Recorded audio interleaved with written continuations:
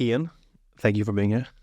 Thanks for having us. Episode 27 of the Treatment Room Secrets podcast. Super excited. We've been speaking now for a while, so we should be loose and warmed up and ready to go. Probably, I'm assuming the main topic of our discussion today will be around boxing. Are you from a boxing background, or did you find your way into it somehow organically? I think it's the second part that you said. Just found myself organically. Been in sports really all my professional career as a physio.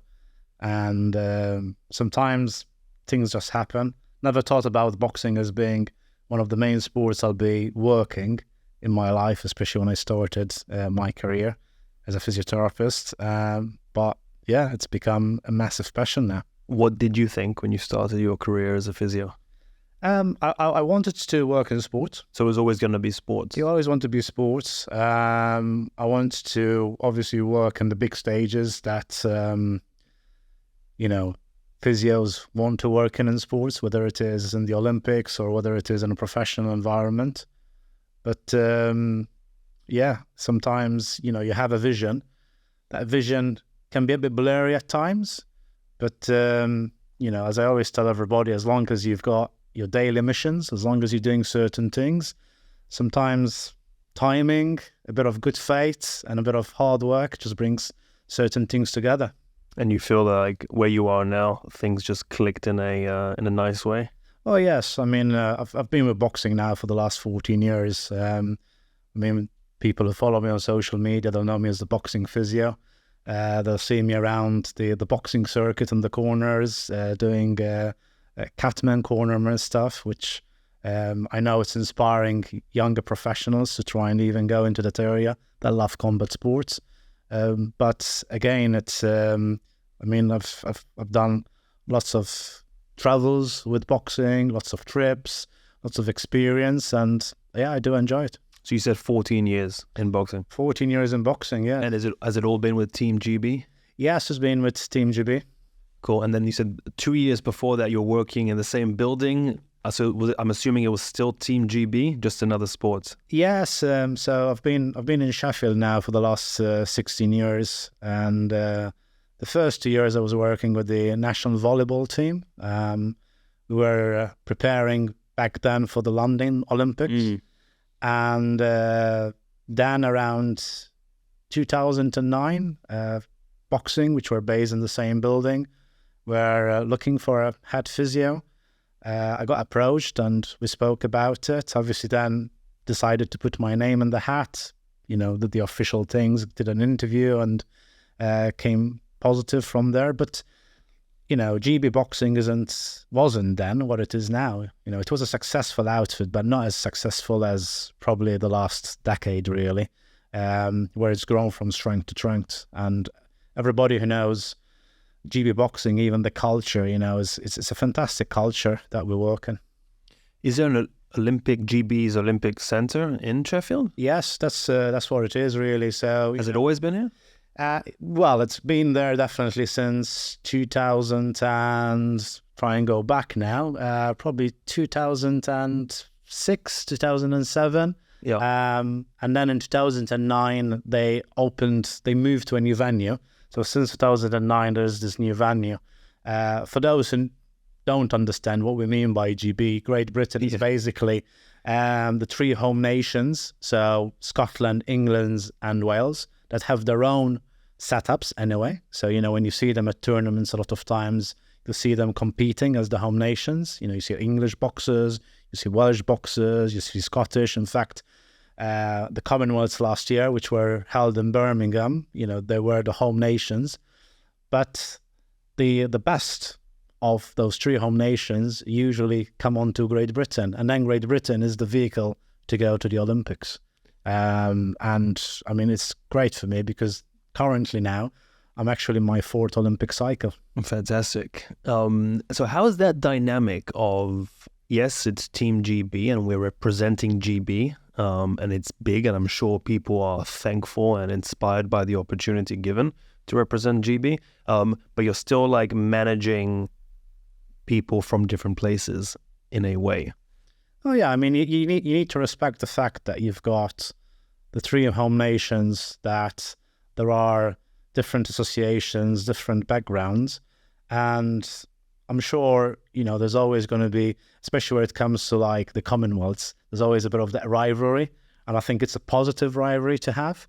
But, I myself hail from a different country, and so I can understand more than anybody that diversity and inclusivity is very important. So for me, I don't see nationalities, I see the athlete. That obviously, because I work for GB, I wear the GB flag proudly. Been wearing it for many years now. Yeah, is that strange? Because you said you're originally from Malta. Yes, I'm originally from Malta. So you're Maltese. I'm Maltese, or Malteser, as people like to say. Sorry about the stupid question. No, but yes, I do find that, having been now away from Malta, well, I've been now probably 23 years away from the country. I think I still hold Malta and Maltese athletes. It's nice to see how they progress. But one of the reasons I left Malta many years ago is because I knew that, we don't have the numbers of athletes. We don't have the resources to be competing at the highest levels. So for me, going abroad actually was important. And I didn't actually come to England, first of all. I went to Greece because that's where the first Olympics was going to be after I graduated. So I finished 2004. 2004 was the Athens Olympics, and I graduated as a physio in 2000. Well, and you went through your education in Malta. Yes. My undergraduate, my basic education was in Malta. And then, I've done diverse studies in the process. I'm actually still studying now. So believe it or not, you never stop. Yeah. Are you studying anything like official now? Yeah. I'm actually, fingers crossed, I'm finishing my PhD. Wow. And it's actually in boxing, interestingly. So the main injuries in boxing are the hands and the wrists. So I was always keen to understand how the wrist moves when a boxer hits. And so, from the interest and passion, it actually turned into a PhD study. So we publish different papers. Every now and again, I post about these papers to try and educate a lot around the wrapping, how to wrap hands. But hopefully I'll be submitting my thesis now, but end of July, and finishing that. Wow, so good. Yeah, good luck with that. Yes. That's awesome. So how does the wrist move with the punch, the impact? What does happen to the wrist? Well, when at least with the studies we have done so far, when the boxer hits an object, the wrist goes down and also moves in a particular way. So actually moves towards the pinky. It's quite funny because they've done some studies over the years in different sports, activities of daily living, and they call it the dart throwing motion. Just like, when somebody's throwing a dart. But I think what was interesting for me is because of the way it moves, it helps us understand why certain injuries happen. But also if you're trying to protect the hand and you're trying to reduce the injuries, then it gives you an idea of what you should be doing more of or less of. And particularly myself, because I've been wrapping hands for the last 16 years also. So it's become one of my big things and passions. And even now as we're recording, at the end of this week, I've got a fight, not myself, I've got a boxer, so I'll be wrapping his hands. So that research turns immediately into the applied knowledge. So you're trying to cross that bridge straight away. So you're saying when someone punches and they hit something, the wrist moves towards the pinky. Moves towards the pinky and also drops down. So if I'm punching with my right hand, my wrist will move right and down. Yeah, so it does this. So it flexes, so bends down, and then it moves towards the pinky also at the same time. Very interesting. And so the effect of the taping, the way the taping is done, will affect the movement of the hand when it's punching something? Yeah. The last studies which we published even this year actually show that, at least with the technique we used, it reduced the motion by about 30%. So, if you just put a normal bandage, and then you put the same bandage, but you put tape, the tape actually had a bigger effect because it's the two things. One, it reduced the motion, which means less stress. But also, interestingly, it slowed down the motion. It's a bit like the Matrix. It's like slow things down, which means that again, if it slows things down, again, there's more inference. Does it allow the muscles to control things quicker? So by slowing things down, almost slowing time down, does it allow the active control? We like to call it stability, is it? That stability to be more effective. So again, with these studies, you try and make inferences of what could be happening. But like anything else, you do studies, you need more studies and more studies and more studies. But it gave us a lot of good information, especially because no one else has done it before.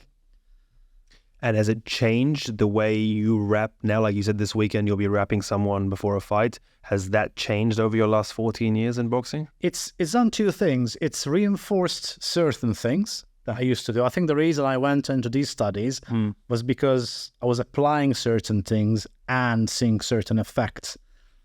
But some of the things that I learned through these studies were new. Like I didn't know that the wrist was going to move towards the pinky, for example. So that's important for me because, when I'm wrapping a hand, if a boxer puts his hand to be wrapped, a lot of times they put their hand in a different position than you'd expect. It's not neutral. It's not like balanced like this. They just put it in a certain position. So I'm always readjusting based on that knowledge at the back. So I think that's where it's useful to have done this research because it gives me certain ideas on where to try and place the hand in the best position to try and get the best effects. And also when I'm applying the tape, knowing the injuries, knowing how the wrist moves, what can I do? It gives me that little bit extra on why I should be doing certain things. Boxing as an Olympic sport, like other sports and unlike some others, it's all amateur, right? In the Olympics to compete. Yeah, it's a funny thing because I always joke about it. I think the word amateur... I know. The word amateur doesn't reflect it, but it is amateur. Yeah. I think where people get a bit confused is at Olympic boxing, it's tournament boxing. Because in order for somebody to succeed, they have to box 4 or 5 times over a period of 2 weeks. And which doesn't happen in the professional realms. Doesn't happen in the professional, because in the profession, you will not box, 4 or 5 times in 2 weeks. You'll box, you could be boxing once every 2 weeks if you're in the lower ranks, and then you build it up, and then maybe boxing once a year if you're really at the top of your game. And obviously you're doing more rounds, but it's the same thing. Typically they do 3 minutes. But even nationally, if you're an amateur boxer, you're boxing for a club, you wouldn't be boxing those 4 or 5 times, not unless you're selected by the national team, and then you go and compete in a tournament, and maybe you're boxing again 3 or 4 times. But the reality, yes, the classification is amateur versus professional, and there are differences between amateur and professional. And have you worked with professional boxers as well, who, as professionals, not ones who transitioned?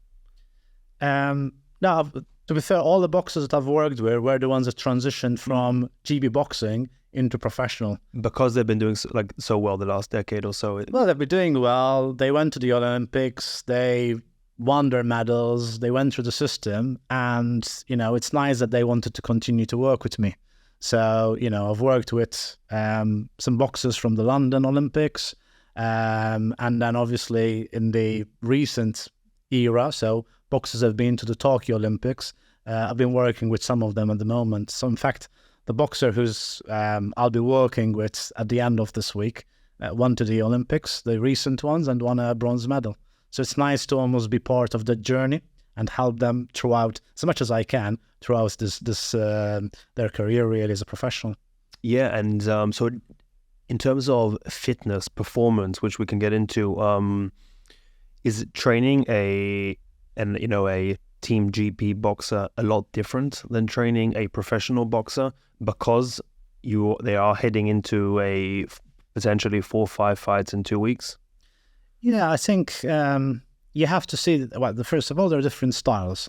So if you are an amateur boxer, you are going into different tournaments over the year. So it's like Olympic tournament type style. And you usually have 3 minutes, a bit like the professionals, but you only have 3 rounds. So you can imagine that the way you're going to train with them is different than somebody, for example, who's going to do 6 rounds or 12 rounds, and then their next fight maybe is in 6 weeks after that or 8 weeks after that, I mean, you still have to prepare a boxer starting from one phase and build them up. You still have to have the basic characteristics of fitness, aerobic, enduring, and anaerobic. They still have to be quick. They still need to have the power. So there's a lot of metrics that translate, but the way you probably train one and the other will have certain differences.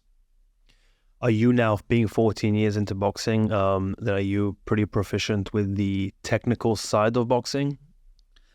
I understand it, but I will never say that I'm, an expert. I think the experts are the coaches. That's their job. I think it's the same like the coaches will have some understanding around injuries.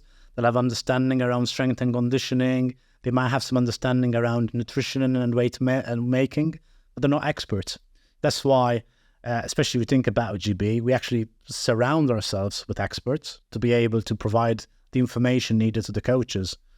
The technical experts are the coaches, and probably I'd say the discipline or practitioner, to use another word, that's probably closest to a coach is your performance analyst, because those are the ones that are videoing the bouts, tagging them, looking at certain traits, working closely with the coaches around that. So I think those are probably the better people that understand performance.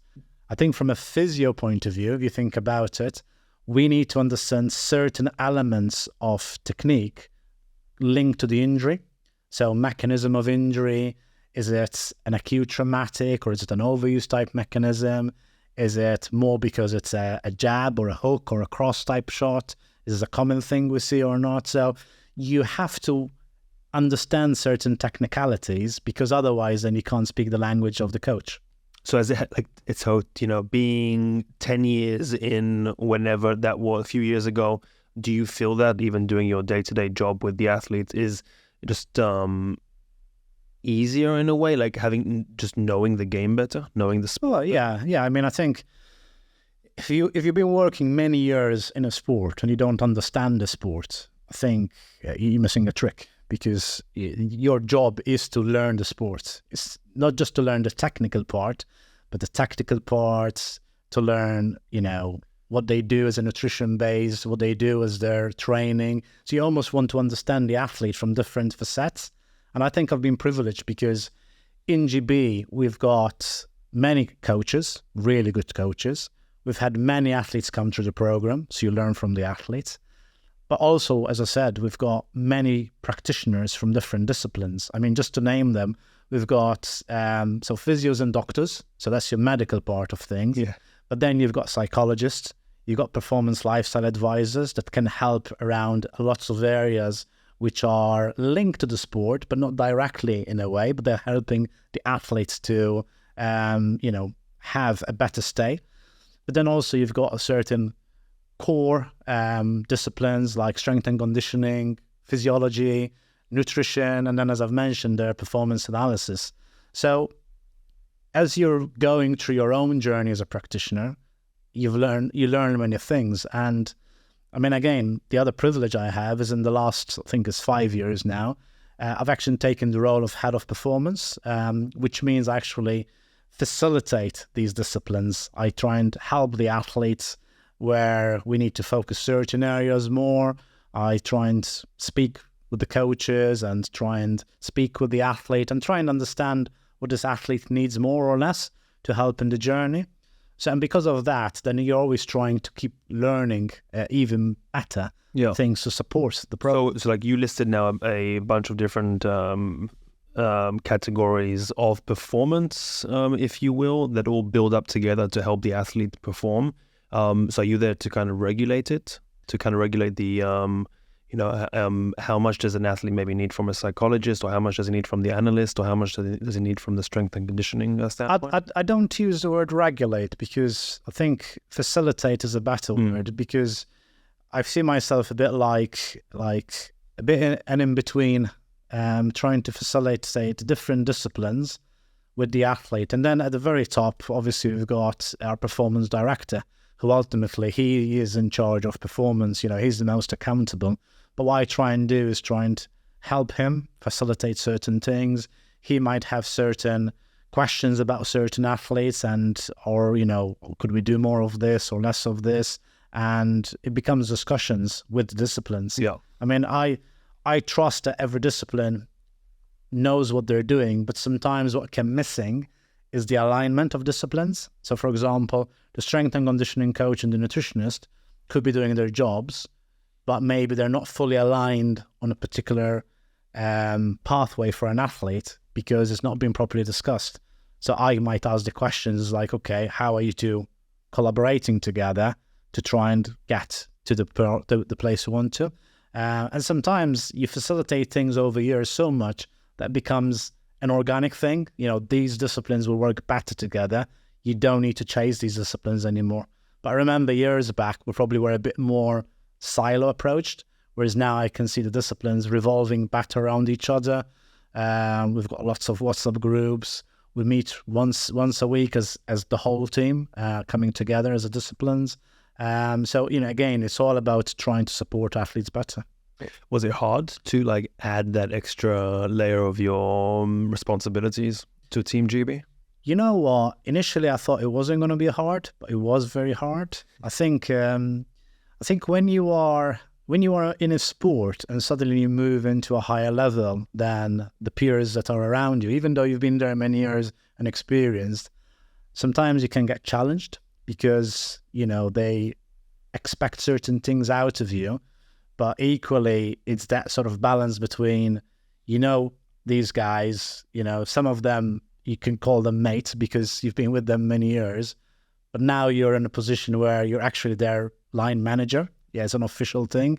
But I think I had to build trust. That's the main thing. I had to be in a position where they understand I'm not just doing this as a role. I'm doing it to help them. I'm doing it to help the athletes. I am at the service of the program. And the reason I say this is because sometimes people transition into new roles and they forget where they're coming from. An athlete becomes a coach. They forget they were an athlete once. A practitioner like myself, a physio, you become a leader in an organization, and you forget that you are or were a practitioner. And I think I can see sometimes those things happening, and it surprises me how much, I don't know whether people resented what they were doing before or they forget, but sometimes the way they approach other practitioners then becomes a bit condescending, and I don't like that. I like to make sure that, it's fair, there's accountability, there's clarity. And so what I try and do in my day-to-day is just try and help how we can reduce the noises, because noises, it's like now we're talking, if there was noise in the background, it'd be distracting. Very. And in a performance environment, noise can be very distracting, but the noise could be the grumbles of people. It could be the little things. It could sometimes uncertainties. It might not be a true thing, but there's this story going around about something. So I try and see myself as somebody that tries to iron out certain things. And because, to put it this way, I've got the stripes to do it. Yeah. Beyond a physio now, I can do it as a leader. I try and make sure that I can facilitate these elements. What is the goal for Team GB? Is it medals in the Olympics? I mean, it is success. Now, success has different forms. Success has the form of medals, but I don't think you can have medals and compromise the welfare of the athlete and have a compromised culture either. Not to jump into it too much, but we have heard about different sports in the UK and in other countries where the culture was a bit toxic. So you can't have medals and then a toxic culture. So I think for me, success has different faces. Success is the journey that we are embarking together as an organization. So from the PD to the coaches to the support staff to the athletes, there has to be a certain cohesion. There has to be, everybody can say what they think, obviously respectfully, but you should have an opinion, you should have a voice. If somebody's struggling, that we can recognize it and help them. Because a lot of these athletes and practitioners, they don't do a full cycle sometimes. I've been there 4 cycles. Some people do a couple of years and leave for whatever reasons. But you don't want them to leave for the wrong reason. Yeah. And so for me, success is somebody who, when they leave GB, whether it is with a medal, an Olympic medal, or success in many tournaments, or maybe not successful tournaments, but they still leave thinking this was a good place to be. Yeah. And that also, that, when they're leaving for the right reason, as we said. So, do they have a job lined up, or are they turning pro? And if they're turning professional, are they turning at the right time? Have they been given the right advice? Have we helped them in the process? So for me, success is seeing that somebody actually is doing better once they leave, is it? It's like kids at home, is it? Every parent wants to see their children leave, but succeed as they leave. Do you work with mostly young men?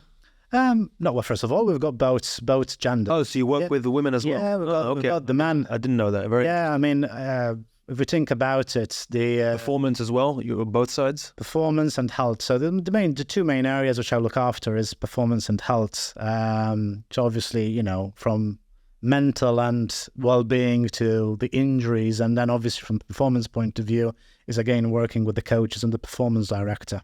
But we've had women on the program since London 2012, because London 2012 was the first Olympics where women have returned to the scene. So it was really great. We had 3 women at the time. I mean, everybody pretty much in the UK, if they know boxing, know about Nicola Adams winning the gold. Obviously, we had Anthony Joshua, who's one of the boxers which I still work with at the moment.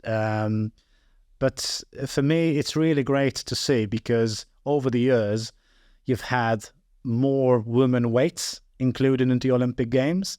So whereas we had a handful of female boxers, now we have much more. And I think for me, that's brought a different dimension to GB boxing. I think it's brought a different dimension to the professional world. I mean, now you see women headlining shows. You see sometimes even not too long ago, end of last year, we had an all-women's boxing show. And even myself, I work in the pros, both with the man and the women.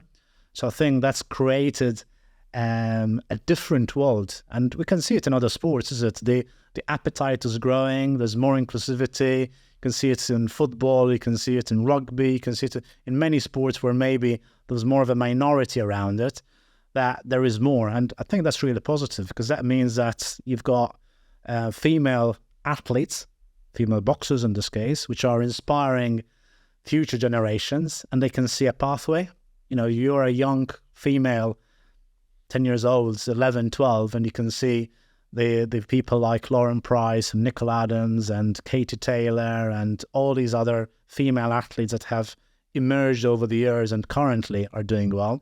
You think, you know what, that could be me. Yeah. What is the name of someone being in the corner? Well, they're different. Oh, so what's the one you used before? So the ones I use, so first of all, if you're in the corner, everybody is a corner man. Okay. Well, or corner woman, because there are women also. So, but I'm a catman. So, catman meaning that like a catman. Yeah. So, cats. One of the biggest roles is if a boxer comes back to the corner and they've got a bad cut, that's your job. Literally, that becomes your job. You should be in the corner. You're the specialist that knows what to do. So like cut, like okay. So from nosebleeds to bad cuts over the eyebrows, that sort of thing. Yeah. I mean, usually you've got the chief support, which tends to be the head coach, who typically is the one that you see in the ring, and then you've got the seconds, which are the other people that maybe will be passing the water or washing the gum shield and so on and so forth. So, but it's a bit like a Formula One pit stop. You got a boxer comes back, within you've got a minute, you've got less than a minute by the time the boxer comes back and then they leave. You've got less than a minute. But in that time frame, you have to work in cohesion. You have to work well together. You have to make sure you're not getting in each other's way. Mm-hmm. But what you're trying to do is make sure that you've allowed the boxer to recover and go back again. Now, obviously, the recovery comes from all the training they have done. Let's be honest. It's not what you're going to do in the corner, but it's just enough to be able to refocus them, reset them. Sometimes, I'll have the ice bags and a nice wet, cold cloth that sometimes you're wiping their brows if there's no cut. So that's nice. It's a nice feeling if you're in the corner. I'm assuming if you're a boxer. But main thing, if there's a bad cut, that you can jump on it. Yes. Do the athletes retain any information in those 55 seconds that they have? Because they're obviously always exhausted, right? Yeah. Even after the first round, you can see how everyone's exhausted, and you can see everyone's yelling information at them and telling them different, maybe change something, carry on with certain things. Are they retaining information, you think? Not all the time. I mean, and that's why my job is to say nothing. And that's why I like it. I mean, if I am also shouting in there and there's the head coach saying something and somebody is saying something, you have 3 or 4 different things. Too many cooks in the kitchen. Too many cooks. So, for me, I always think myself as whatever I do in my job, I have to be professional. Yeah. My job, being professional, is just not to say anything. Is it your job to throw in the white towel if needed? No, that's not even my job. And again, there are different rules, different states as it goes, but usually it'll be the chief support, the main person. But I might see something and say something to the coach. Yeah. I might have something and then we're having a chat. But usually, they might ask me the question, something has happened and see. But no, that's the coach's job. But, if something is not looking quite good, I'd want to make sure that I've alerted them if not seen it, or just to see what they're thinking. But luckily, I've worked in corners with very experienced coaches. So, I trust them as much as they trust me also. So the nice thing is all the corners I've worked in, the professionals, I've worked with very good teams and that have been in many fights, either as the amateurs or also as the professionals. And so it's nice that we trust each other. And typically before we go out, I usually do like a little roundup with the coaches and we just have like a quick, okay, so you're going to be on this side, I'm going to be on this side, I'm going to do this, you're going to do that. And then it's like ironed out, we're all happy. I know exactly what I'm doing. They know exactly what they're doing. And then let's rock on, really. How is it working with someone like, I know you still do, but working with someone like Anthony Joshua when he got started? Because he started pretty late, age-wise, no? I think he started boxing late, generally. But I think when he decided to turn pro, I think he was still in that sort of good period. I mean, when he joined GB, that was 2010. He didn't spend much on GB. I think it was something like 18 months. Obviously, he went to the Olympics and everything. And then after the Olympics, he didn't go straight away, stayed a little bit, looked at his options, but he had a gold medal around his neck. So his options were pretty much clear and good, that you're going to go and get a good contract and then turn professional. So I've known AJ since 2010, really. And it's great, really, because when he joined GB, I mean, I don't like to say this, but he was technically a nobody. But I never consider anybody a nobody. But nobody knew who he was. Now he's obviously a superstar. Then he won the gold medal and became a superstar. But in all those years, for me, we still have that similar relationship that, I have a good relationship with him as an athlete and as a person. And luckily, he still enjoys the work I do with him, still trusts me to do his reps, wrap his hands before he goes into the fight. I'm in the corner and I, again, look after if any cuts happen, and in nosebleeds, whatever it is, just make sure I can do my job. So cool. I know, because he's obviously so big now and everything and has seen so much success, but in the early days, was there a differentiating factor about a guy who comes in and you can like almost just feel the energy that this guy is going to explode on the world? Yeah, I mean, first of all, our performance director actually says it all the time. You've got 2 really categories in pro boxing. You've got heavyweights and everybody else. And it's no disrespect to the other ways, because I think there are some fantastic boxers which have been proven and great track records. Yeah. But heavyweight is like everybody wants to watch the heavyweights because, there's always going to be this big battle there. And I think when somebody like AJ walked on the scene in GB boxing, Yes, he might have been an unknown at the time, but he had that hunger. You know, he wanted to learn, and he had that raw talent. And I think when somebody comes in and has that raw talent, has, you know, certain abilities, you can see that with the expertise that there is on GB, that they can harness that. I mean, turning somebody within a very short period into an Olympic success, I think for me, that's fantastic. So he had the natural abilities, he just needed the guidance. And then when he turned professional, he maintained that guidance, and that helped on the route. And I know even now, like, he works with a different coach than when he first started. But ultimately, you know, he's a seasoned boxer now. He's still learning, a bit like myself. I said earlier, I'm still doing studies. And everyone is, no? Everyone's, no one figured out everything yet. No, and the thing is, like, I mean, if people who actually are honest will say, the more I learn, the less I know. And I think that's true for anything. So even as good as you become, as seasoned as you are, you always feel like there's more to learn. I think, though, you know, if you're an athlete, and especially if you've been in the scene for so long, I think it's important to always remember that even though there's still more to learn, it's important to know what your strengths are. And I think the same is like for you and for me. If I don't recognize what my strengths are and use those and try and maximize those and keep focusing on my weaknesses, which sometimes happens also in organizations, you know, they keep focusing on people's weaknesses, and maybe that's a 5%, whereas your strengths could be like a 60% of you. So I think it's important we recognize our strengths and we maximize those, whilst, we can still work on those weaknesses. But everybody has weaknesses. So I think it's that mindset, is making sure that even, you know, whether you're an athlete or you're a non-athlete, is making sure that you're focusing on the right things. In the beginning of your career, you might not really know what your strengths are, what your weaknesses are, so you're still making it as you're going along. But I think sometimes that's my point, really. You know, we shouldn't just be trying to learn about the weaknesses, but learn about our strengths and how to turn those into really, really powerful weapons, really. What are the most common injuries that you see in boxing? And, you know, maybe less, I'm talking about, like, you know, the punches, but more for like training injuries. Well, the main injuries you get in boxing really are the upper limb. Hands, including shoulders? Yeah. So, you know, hands, wrist, elbow, shoulders, hands. Why, you know, when people see all the things I post on social media, I use this hashtag all about the upper limb, hashtag learning together, because I think it started in boxing. You know, that's the main interest in the upper limb.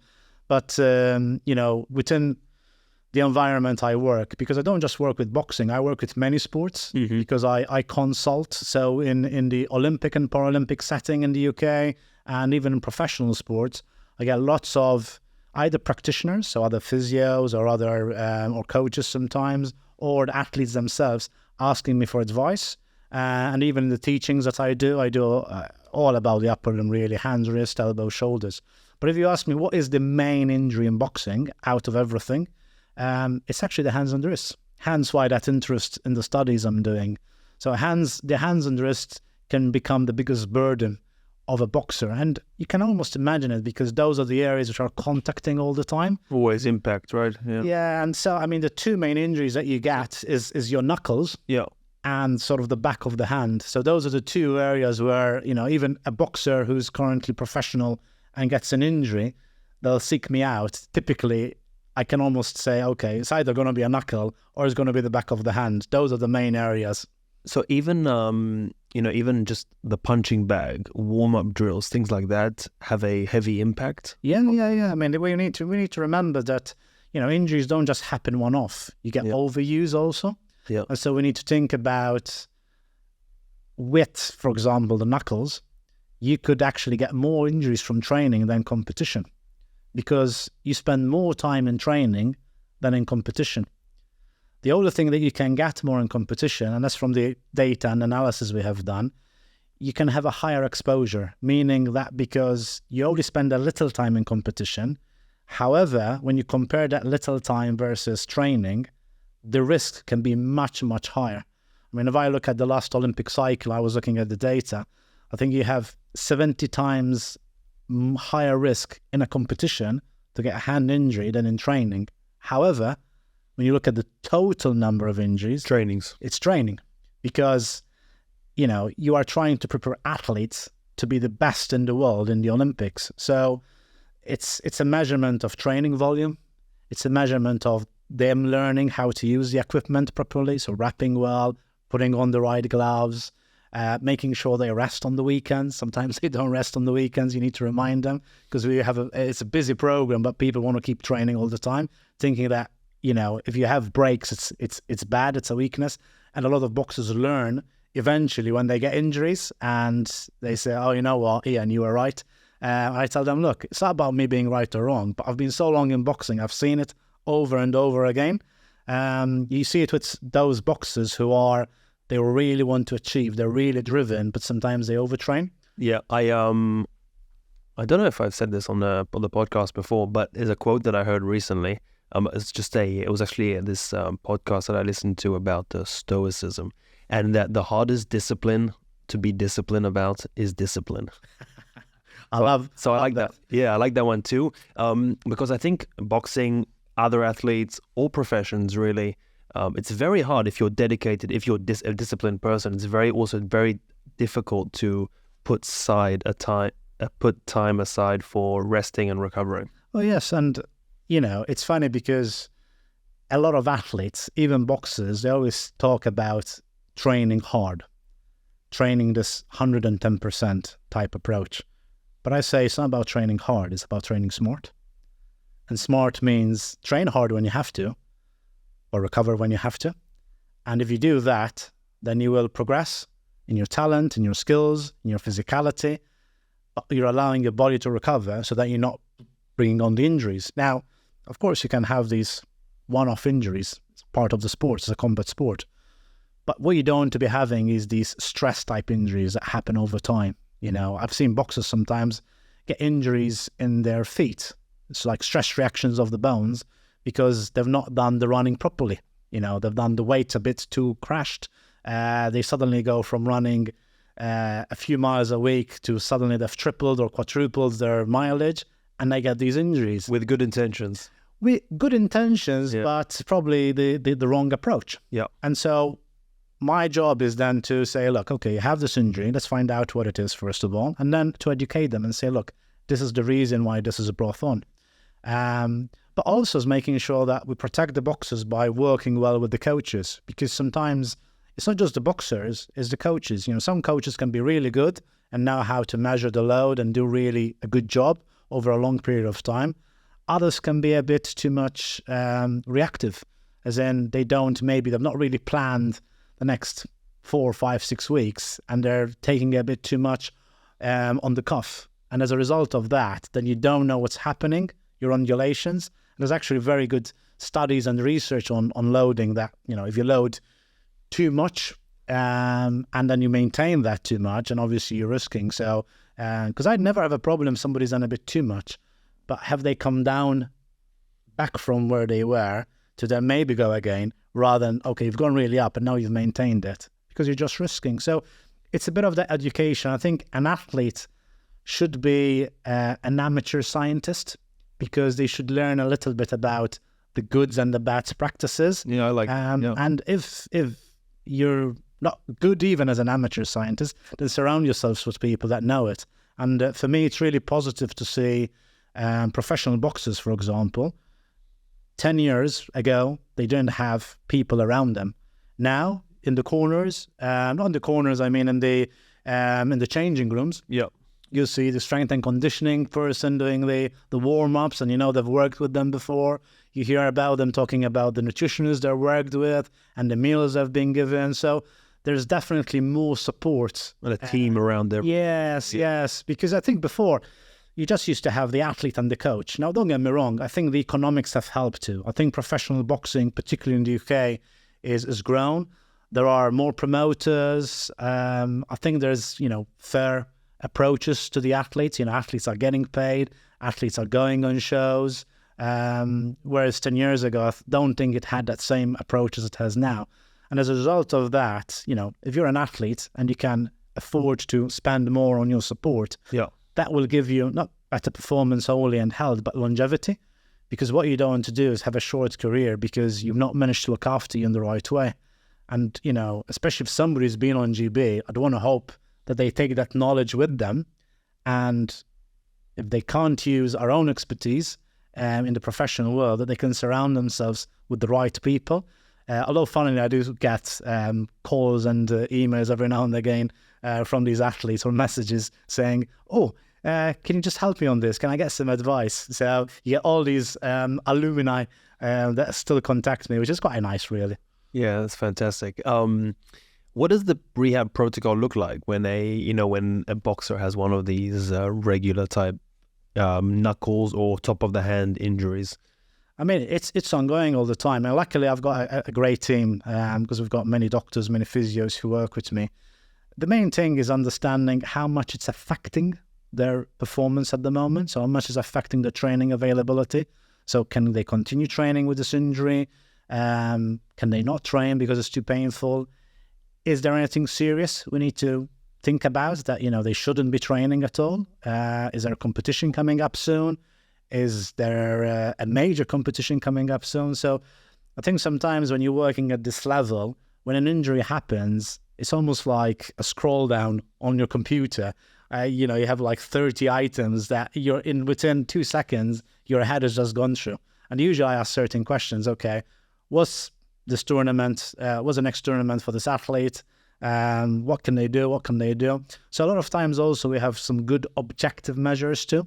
So we take things like, how much can they squeeze, for example, the hand to see their ability, how much function they have. Maybe we're measuring range of motion, maybe a knuckle, if it's stiff or not. Does it look Do you find that athletes are like holding back and not sharing maybe how injured they are or how much they're in pain or how much it affects their performance? I see it both ways. I see sometimes some athletes obviously want to hold back because they don't want the injury to hold them back. I think it's scary to miss the tournament, for example. Oh, yes, it's scary. I think athletes who first join the program, I think we see that more because they want to prove themselves. They have to prove themselves, and they're afraid that because you have an injury, you're going to somehow get deselected. So I think sometimes there's a bit of education that happens. Yeah. Sometimes, though, and it's not very common, luckily, but sometimes you could have an athlete that could use an injury as an excuse because they don't feel ready enough and they don't feel that they confront the coaches and say, look, I don't feel ready enough. And sometimes they may use an injury as an excuse. I think that's very rare, but can happen. So I think, we have to have like a balanced approach. I always say, as much as you have to remember the person and the character, looking at injuries, you have to take them at face value. Yeah. Because sometimes, I don't know, you could have a coach thinking, is he just making up the injury? And you have to be careful in having that strong opinion about the character of it. You should actually try and look objectively at the injury and feel, is it a black and white injury or is it a grey injury? And by grey area, I mean, is it something that if we push through it, it's not going to be a problem anyway? So maybe we can push through it and we educate the athlete, we educate the coach, and we make what I like to call an informed decision. Because ultimately, as I tell everybody, it's not my call. I'm going to give all the information necessary. I'm going to help the situation. Ultimately, the decision comes down to the athlete. Do they want to go, yes or no? And then it comes down to the program, Will they let him go or not? Do they want him to go, first of all? And, because of the situation. So a lot of times I've been in situations where I've sat down with the athlete and the coach, for example. Maybe I've had even other support staff in the room. And we're chatting about a particular situation because, it's been a bit of a troublesome injury. We're now, for example, 3 weeks away from a competition, and we need to make sure that there's clarity. Clarity about the injury, clarity about how it feels, clarity about the athlete feels. Because, let me put it this way, if an athlete doesn't feel confident, what I can't say is, well, the injury is not a problem, you should go. That's not my role.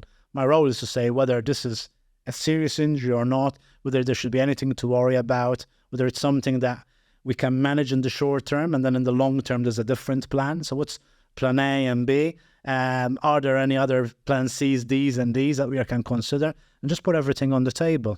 And hopefully we walk away, whatever decision is being made, is that we're all happy leaving the table. And that's the main thing for me, is making sure, that there's that extra bit of information. I think a younger me, and I see it a lot with younger professionals working in sports, they get very emotional about situations, and, they're just thinking, I need to protect the athlete. Where you need to protect the athlete, but, it's a balance between welfare and performance.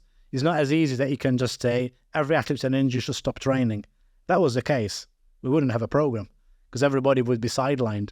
I've seen it sometimes with new physio starting, for example, half the squad has been benched, and you're just like, well, so it's just learning and knowing, what is those subtleties. And I think what I can bring to the table is, with the knowledge and experience, decisions that can be made instantaneously. I mean, sometimes I get my performance director on the phone, ask me a few questions about an athlete, and I'll give him an answer about certain things, which helps him to think, okay, yeah, the athlete is okay to go for this tournament. And so it's always about communication for me. Is that positive communication? Yeah. And, one that comes to mind is neck injuries. Neck injuries, yeah. Is that pretty common? Also, like you always, the fancy, whether it's an Instagram video of a boxer training, or if you're watching a, Creed, there's always the neck exercises, picking up weights with the neck, all these different things. So is neck a common vulnerability? I wouldn't say it's common, but it is one of the injuries we need to consider. Luckily, it is not very common, because from the impact, though. Yeah, a lot of times it's from the impact. So a lot of times, you can get hit in sparring, for example, or in competition, and sometimes even the other opponent might be pushing them down, so they can strain their neck. And as a result of that, sometimes you can have a bad neck, so it can actually affect you quite a bit. I've seen a few bad necks over my tenure in boxing. Sometimes they're a bit easier, that you can manage quite quickly, and by the end of the week, they're already back training. I think the conditioning part is important. You mentioned the neck stuff. I think the funny thing is, so it's two things. I think conditioning the neck is important, but there is the good way and the bad way of conditioning. And I think sometimes what I see on social media, if you've been doing it all your life and you've built into it, I don't think that, the way they do it, the head on the ground and everything, is bad. I think if you're trying to pick it up later on the years, you need to give yourself time to build into it. But I think it's not just... you're referencing those Russian... Yeah, I mean, and that's it. They're very much Russian, Kazakhstan, that sort of Asian type approach, which I think are really good, because, I mean, they do really have strong necks. But it's not just the necks, it's everything else. It's the shoulder muscles, it's the back muscles. So you can't just isolate to protect the neck. Yeah. It's neck muscles. It's the overall conditioning. Because at the end of the day, most of your power comes from your legs also. So if you're trying to protect your neck, you want to be getting stronger legs. And that is the paradox of it. So you can't just focus only on the neck. You need to focus on the whole body. And I think that's where it's important, not to just isolate things only.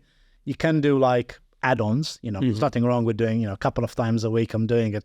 But, doing neck exercises every day, for example, is not a good approach. You want to be doing it a couple of times a week, and also periodized as part of a general program. Yeah. Not just like a spurt of the moment. Yeah, and definitely don't start doing them. If you're an athlete, don't start doing them a couple of weeks before a competition. Yeah. Because sometimes I see people getting injured because, I pulled my neck. It's like, what did you doing? I was doing these. Have you done them before? No. I saw them on Instagram or YouTube, and I thought that helped me in the fight. I mean, I always tell people, don't try new stuff close to a competition. That's an interesting concept you mentioned, and I think counterintuitive to most, is that the power comes from the legs. Like, so even when you're throwing a punch, the power is coming from the legs. Yes. The drive comes from the legs. I mean, you think about many sports, able-bodied, standing people, you are driving from the feet. If you actually had to take a snapshot of somebody hitting the opponent, and particularly dropping the opponent, if you had to see how their body was before and then after, you'll see the wind up of the trunk, you'll see the hip, you'll see the leg, the driving from the feet. And actually, the nicest thing, if you went to learn boxing and you've never done boxing and you went to a good coach, they wouldn't be showing you how to throw punches, hopefully. They'd be showing you footwork, because footwork is the basis. If you have good footwork, everything builds from there. It's almost like saying, if you're learning basketball, you should learn how to move before starting to use the ball, because it's all about footwork, movement, forward, backward, side. Once you have that nailed on, the punches become easy. It sort of follows through. So in fact, if you're trying to generate the shots from your upper limb, you get injured. So, and it is an interesting concept too, because I know sometimes people have injured, for example, the legs. You know, they went over an ankle or they've hurt some part. And sometimes I've had the coaches saying, oh, can they just sit down on a high stool and just hit the back, for example? I say, well, you can, but it's not natural. They say, well, what do you mean? They're still doing boxing. I say, well, you're all the time teaching them to drive through the legs and the hips, whereas suddenly if they're sitting down, they can't drive through that leg the same way. So what you're going to do is you're going to overload the upper limb. So you might create more problems because now you have more injuries or more stress in the area. But it's not the right technical thing. You're just whacking something. So unless you're doing it because you're stressed and you want to get a bit of stress out of you, I suggest not to do those sort of things. I suggest trying to get yourself in a position where you can get those legs sorted and then get back to it. I have to ask you about a tricky one. Yeah, go on. Concussions. Concussion, yeah? Yeah, so I'm assuming they're common. Or, again, I'm using the word common, but I'm assuming it's something that people are aware of and want to avoid. I'm hoping at all costs, especially today. Again, I'm not really from the boxing scene. My connection to boxing is more, the fluff around, the social media stuff. But other sports, like American football, even, regular English football, soccer. So it's, the concussion is always spoken about and no one's there punching you directly in the face. Yeah, I mean, concussion is a big topic. It's probably even 10 years ago, doesn't have the same focus that there is now. And I think it is important that there is that focus. And I think even in a sport like boxing, because the aim of the sport is to concuss you. Literally, what people try and do is knock you out. But one of the things that people need to understand is, you don't get concussed in every session that you're doing. You don't get concussed in every fight you're doing. Yeah. So there's a couple of things that you need to make sure. One is, us as professionals is knowing what concussion means, knowing how to recognize the signs and symptoms, what tools to use and measure that. So when we are traveling with the boxers, in fact, we make sure we do recognize those things. But it's important for the boxer to know how to reduce the risk. So you mentioned the neck, for example, strengthening the neck. For me, it's not just about the neck injuries. That can help with concussion because there are good studies showing that you have strong musculature and actually you train for anticipation. That can help. So it's similar maybe a bit to the wrist thing you were discussing, or allowing the body to... Yeah, exactly. So you have to sort of obviously a lot of the adaptation they do is in sparring, but you have to have the separate conditioning to prepare for that. But then the other thing is making sure that boxers are matched in the right way. If you're completely outmatched, your chances of getting a concussion are high. You don't want to go on the ring with Anthony Joshua, for example. I don't want to go on the ring with Anthony Joshua. But, if you were going in, you go with somebody at your same level. Yeah. I think that's where it is important, that the matchmaking is always important. And, earlier we were talking about, who chucks in the white towel. If you see that, you weren't too sure, you thought it was a good match, but when you went there, your boxer is completely outclassed, stop it. End of the day, more than winning or losing, what you don't want is a boxer to get hurt and lose the flavor to the sport. So you need to make sure you protect them. And the longevity. And the longevity is it. Yeah. If they're not ready now against this boxer, give them 12 months, give them 2 years, give them 3 years, whatever it is. Hopefully they'll be ready, maybe even better than the other boxer. But if you put them too early with certain boxers, you could ruin their career. And that's why it is a responsibility of, the matchmakers, the promoters, the coaches, everybody working with the boxer and the boxer themselves. I think these days, boxers can see videos, they can do their little analysis themselves also and decide whether they feel comfortable. They can look at the track record of the boxer, and it should be a team decision. Are the boxers, I can see a world where boxers would want to jump in always too early because, you know, you have that self-belief that you can beat that person. You don't want to wait those extra 12 months or 18 months that your team wants you to wait. So is that sometimes an issue where the team, people like yourself, have to hold the boxer down and make them maybe focus on patience and longevity? Well, luckily it's not my job, so I'm really thankful for that. But I think my end, it's you know, the coaches, and I can see it both in the Olympic setup and in professional. The good coaches are the ones that protect the boxers by actually making the decisions before they even have to be in that position. So, and you know where it happens a lot of times is in the selection. So if you think about GB boxing now, June, July is going to be the first Olympic qualifier. So the coaches have selected the boxers they feel are ready for that event. Some boxers will be disappointed that have not been selected. Now, some of them might be ready, but have not performed as good as their counterparts. Other boxers are not ready at all. So they have to make a decision based on performance, but also health. And I think if you're always taking those two in account, you can't go wrong. Did you grow up playing any sports or being a fan of a specific sport? I played many sports, luckily in my career. I've done even things like rock climbing and rowing and some more crazy sports like paragliding and... Oh, wow.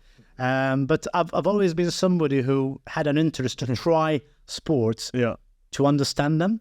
So I think I've always been sporty myself. And it's probably helped me to be probably in the environment where I am, where I enjoy that environment. Yeah, but did you, being here now 16 years, have you become a Sheffield United fan, Sheffield Wednesday fan, or... I have to be very PC on that, is it? Oh, yeah. I don't even realize where I sit. Yeah, silly question. But fantastic. Look, unfortunately, we know our time here is coming to an end, but you know, it's super interesting stuff. And I told you I've been following you on LinkedIn specifically for a while. So do you want to mention the name of your LinkedIn page as well, your Instagram page, and then maybe some of our listeners will because most of them are, you know, either physios or therapists of some sort, working athletes or just active people outside the athlete world. And just give them an opportunity to maybe learn a bit more from your personal balance perspective on things. Yeah, I think so. I do a lot of education, as people know, whether it is through single posts or courses, and it's mainly about the upper limb. So you can find me on the three main social platforms. So on LinkedIn, you'll find me as Ian Gatt, the boxing physio. You'll find me on Twitter as Ian Gatt Physio, and again, you'll find the boxing physio. And the same on Instagram, where it's Ian Gattman. On all the three social medias, there's a link on my bio, and if you go on that link, you'll actually find courses and resources all about the upper limb. Particularly, if you want to learn more about the upper limb, we have a 2-day course in person, where we do the shoulder, the elbow, and the hand and wrist. Very popular. We do it all around the world. In fact, I'm doing one as we're recording now in June. We're doing one this week. In fact, Thursday, Friday will be in Derby. But then at the end of the year, we've got many. We've got USA, we've got Lebanon, we've got Kuwait. Exotic. Belgium. So, you know, different places. Yep. But the nice thing is we try and educate therapists to try and improve their approach to the upper limb. We also do an online one, which we do a couple of times a year, which is a hybrid. So you got like 3 pre-recorded 1-hour sessions where you can watch them in the comfort of your home. And then still in the comfort of your home, we do a half a day, which is live. So it means that people can come on and we can interact and even learn new material. But again, you'll find all my posts about courses we're doing, future things, conference, webinars, posts about topics, which I think is important, you know, reference to articles. So if people want to learn more about the upper limb, and also if people have a special interest in boxing too, I try and give a flavor of both, you know, the wider upper limb region, which involves sports and non-sports. And then every now and again, there'll be a specific flavor on boxing, which I know some coaches may like, some athletes may like, some therapists that like to work in combat sports or would like to work in combat sports. So yeah, those are probably the main areas we tend to cover. Fantastic. So Ian, again, pleasure having you here. Thank you very much. Thank you for giving me an excuse to make my way to Sheffield. And hopefully we'll have you back on in the future. Thanks for having us. If you liked this video and you want to see more, make sure to subscribe below and don't forget to hit the notification button.